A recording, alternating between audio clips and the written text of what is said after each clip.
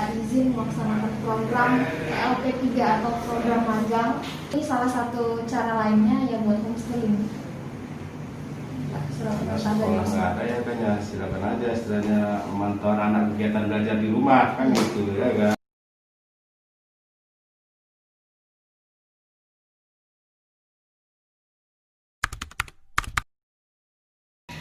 Oke, assalamualaikum warahmatullahi wabarakatuh. Waalaikumsalam warahmatullahi wabarakatuh. How are you today? I'm fine, thank you, and you? I'm fine, thank you. Before we start our lesson, let's take a pray firstly. Pray, start.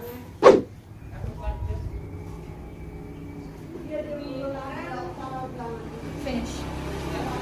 Before we start our material, I would like to check your absent firstly. Nadira Hutabara, Present, Miss. Dina Mukhlisin, Present, Miss. Rodia. Present, Miss. Okay, thank you. All of you is coming. We are in our second meeting in this English class. Nah, last week we have already discussed about expression in English. Jadi minggu lalu kita sudah membahas tentang ekspresi dalam bahasa Inggris. Expression of happiness, expression of sadness, expression of sympathy, and expression of affection. Oke, jadi sebelumnya I wanna remind you again. Kakak mau tahu ingatan kalian sampai mana tentang materi yang sudah kita pelajari di pertemuan pertama. Siapa yang masih ingat arti expression of happiness? Anyone of you? Nah, Ya, jadi expression of happiness adalah ungkapan kesenangan. Nah, kemudian ada expression of sadness. Apa itu expression of sadness, Dina? Sedih. Jadi expression of sadness adalah ungkapan kesedihan. Nah, kemudian ada expression of sympathy. Apa itu expression of sympathy? perhatian. No, expression of sympathy adalah ekspresi kepedulian. Ini yang terakhir, expression of affection. What's the meaning? Perhatian. Perhatian, kasih sayang, okay? I think you have already known about the material, about expression in English. Today we're going to study about pronouns. Nah, actually, all of you as the student in senior high school pastinya sudah mempelajari materi pronouns di SMP ya, karena dimanapun kita belajar bahasa Inggris, materi pronouns ini tetap menjadi materi yang paling sering dibahas karena pronouns merupakan salah satu bagian dari kalimat. Ada yang tahu arti pronouns di sini? Masih ingat? Kata ganti orang. Oke. Kata ganti orang. Nah, pronouns itu terbagi menjadi subjek. Nah, di subjek ada apa aja? Ayo baca. He, She, it, they, we, I, you. Oke, di subjek itu ada he, she, it, they, we, I, you. Coba Dira, tanpa melihat. Yuk, satu-satu. he, she, it, you, we, I, it. They. Ingat, bisa Dewi, Ayu, she, he, it, atau she, he, it, Ayu, Dewi. He, she, it, they, we, Ayu. Oke? Yuk. He, she, it, they, we, Ayu. Oke, Dina. He, she, it, they, we, you. Oke, Dira. He, she, it, they, we, you. Nah, arti he adalah dia laki-laki. She kata ganti untuk dia perempuan. It itu artinya itu kata ganti untuk hewan dan benda yang singular. Ada yang tahu artinya singular? Singular itu tunggal, ya. Lawan katanya adalah plural. Plural. Oke, jadi singular ini berasal dari kata single. Single itu artinya apa?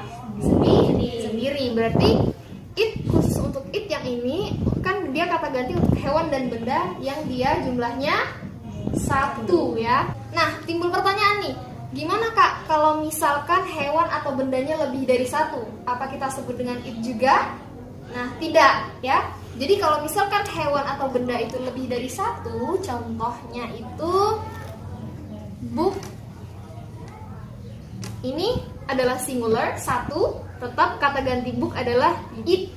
Nah, kalau dia books, dia menjadi plural. Ini artinya buku, ini buku-buku. Nah, dia berubah, bukan menjadi it lagi, tapi menjadi they. Nah, jadi biasanya subject pronoun ini berada di depan kalimat. Nah, kita bahas object pronoun.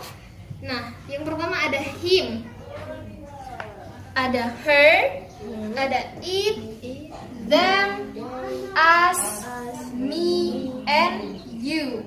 Now we go to possessive. Pengertian possessive pronoun itu adalah kepunyaan. Jadi ada possessive adjective, ada possessive pronoun. Oke, yang pertama di possessive adjective itu ada his, her. Nah, sekarang menjadi pertanyaan nih, kenapa yang ini ada titik-titiknya dan kenapa ini nggak ada? Ketika kita mengatakan sesuatu milik kita, misal kita mau bilang buku saya, apa bahasa Inggrisnya sepengetahuan adik-adik? Buku saya, my book. Oke, mana dia? Ini.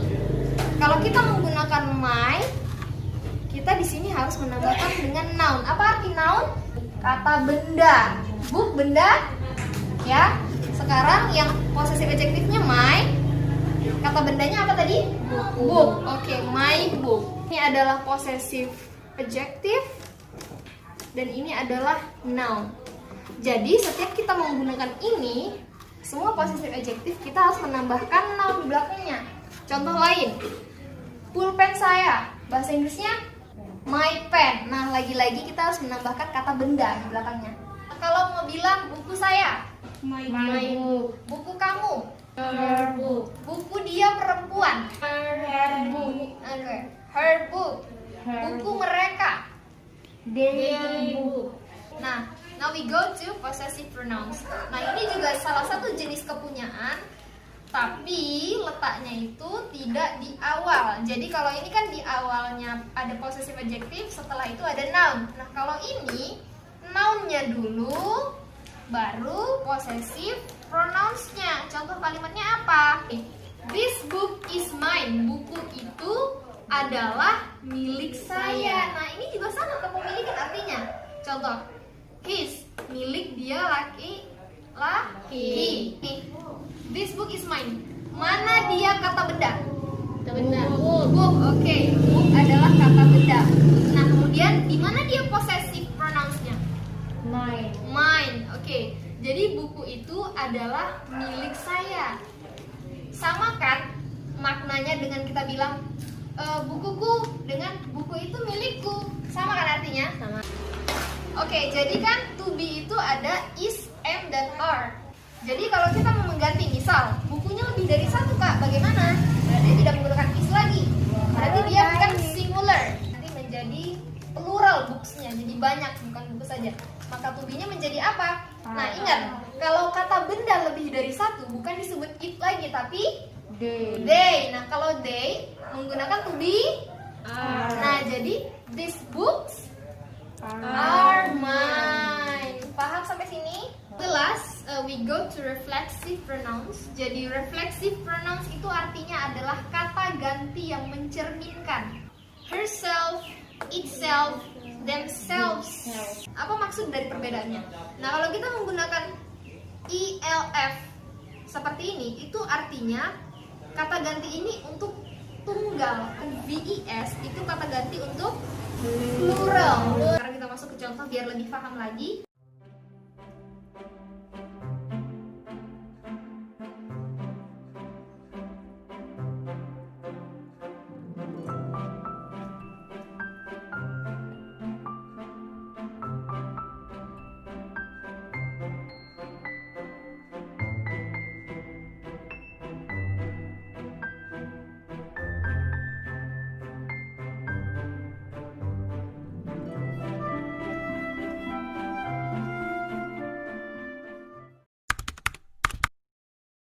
Jadi arti subjek ya, pelaku sebuah pekerjaan.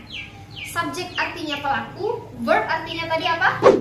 Kata kerja, noun artinya kata benda, singular artinya sendiri atau tunggal, plural artinya jamak. Oke, jadi subjek itu letaknya selalu di awal atau di depan. Jadi tugasnya adalah change this text into English. Ini kalian ubah ke dalam bahasa Inggris menggunakan pronunciation yang benar. Ya, pertama temukan dulu orangnya. Contoh satu nih. Di sini pronounce yang mana ya? Ibu. Ibu. Berikutnya.